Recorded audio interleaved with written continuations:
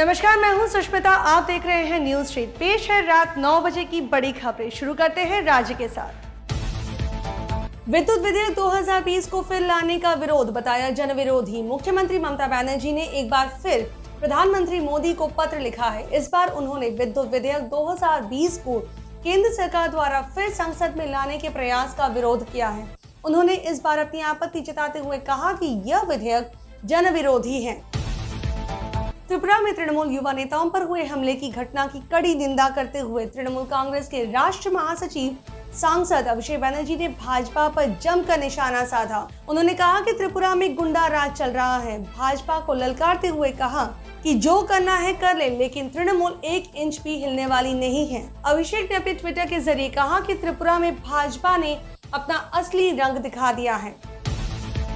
Indian oil corporation द्वारा नई परिवहन दरों को फिलहाल टालने के बाद ईंधन टैंकरों की हड़ताल शनिवार को समाप्त हो गई। टैंकर हड़ताल बृहस्पतिवार को शुरू हुई थी। इससे दक्षिण बंगाल के सैकड़ों पेट्रोल पंपों पर ईंधन का संकट पैदा हो गया था। हमारी वरिष्ठ संवाददाता मेघा सुरुलिया की रिपोर्ट। गत 5 तारीख से वेस्ट बंगाल टैंकर एसोसिएशन की ओर से हो रहे आंदोलन को शनिवार को समाप्त कर दिया गया है। उनकी जो मुख्य 3 मांगे थी उनको इंडियन ऑयल मैनेजमेंट की ओर से मान लिया गया है। इन वेस्ट बंगाल टैंकर एसोसिएशन के प्रेसिडेंट के अनुसार उनकी 3 मुख्य मांगों में एक ये था कि टेंडर में जो जितने भी टैंकर है सभी को शामिल किया जाए। दूसरा, उनका जो रेट है उन्हें कभी कम नहीं किया जाए, जो रेट है उन्हें उसी रेट पर दिया जाए। और तीसरा, जो टैंकर शामिल किए गए हैं उनके जो टेंडर का समय है वो टेंडर के समय को और बढ़ाया जाए, क्योंकि लॉकडाउन का समय चल रहा है, गाड़ियों का रजिस्ट्रेशन ठीक समय से नहीं हो रहा था। इन्हीं 3 मांगों को लेकर वेस्ट बंगाल टैंकर एसोसिएशन की ओर से पिछले 2 दिनों से हड़ताल की जा रही थी और आज मैनेजमेंट की ओर से जब लिखित रूप से ये मान लिया गया है तो टैंकर एसोसिएशन के कहना है कि जो तेल क्राइसिस हो रही थी इस कारण से, चाहे हुगली हो, हावड़ा हो, कोलकाता के कई इलाकों में तेल और पेट्रोल और डीजल की जो क्राइसिस हो रही थी उसको देखते हुए हड़ताल को समाप्त कर दिया गया है। महानगर में नकली अंतर्राष्ट्रीय वीजा और पासपोर्ट बनाने वाले गिरोह का दिल्ली पुलिस ने भांडाफोड़ किया। दिल्ली पुलिस ने हैदरपुर थाने के साथ मिलकर संयुक्त अभियान चलाकर गिरोह के मुख्य सरगना को गिरफ्तार किया है। अभियुक्त का नाम नंद किशोर प्रसाद है। अभियुक्त के पास से नकली पासपोर्ट, होलोग्राम, लैपटॉप और प्रिंटर जब्त किए गए। राज्य में बाढ़ की स्थिति को लेकर मुख्यमंत्री ने केंद्र की उदासीनता को जिम्मेदार ठहराया है। दूसरी तरफ भाजपा के प्रदेश अध्यक्ष दिलीप घोष ने ममता बनर्जी की सरकार को ही दोषी ठहराया। उन्होंने आरोप लगाया कि बाढ़ के दौरान तृणमूल नेता सिर्फ पानी में खड़े होकर तस्वीर लेने आई थी। নিজে না পারলে কারো ঘরে দোষটা চাপিয়ে দেন। 10 বছর ধরে উনি এখানে মুখ্যমন্ত্রী আছেন, বন্যা নিয়ন্ত্রণে কি করেছেন? কলকাতাকেই বাঁচাতে পারছেন না।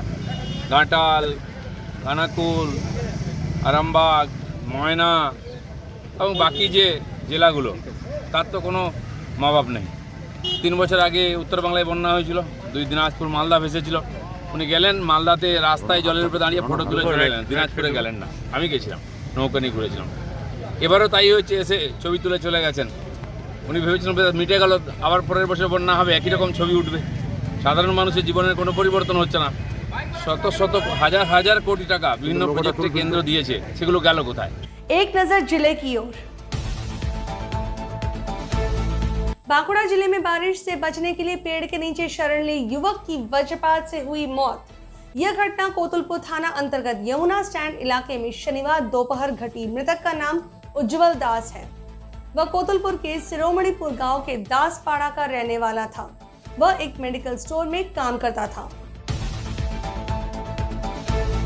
मालदा में भारी बारिश के बीच उफनाई गंगा खतरे के निशान के 14 सेंटीमीटर ऊपर बह रही है। वहीं गंगा से सटे तटीय इलाकों में तेज कटाव से भारी क्षति पहुंच रही है। मालदा जिले में ऑटो की टक्कर में ऑटो सवार की मां बेटे की मौत हो गई। यह दर्दनाक हादसा राजमार्ग संख्या 81 पर शनिवार की दोपहर मालदा के चांचल बिरसल में हुआ।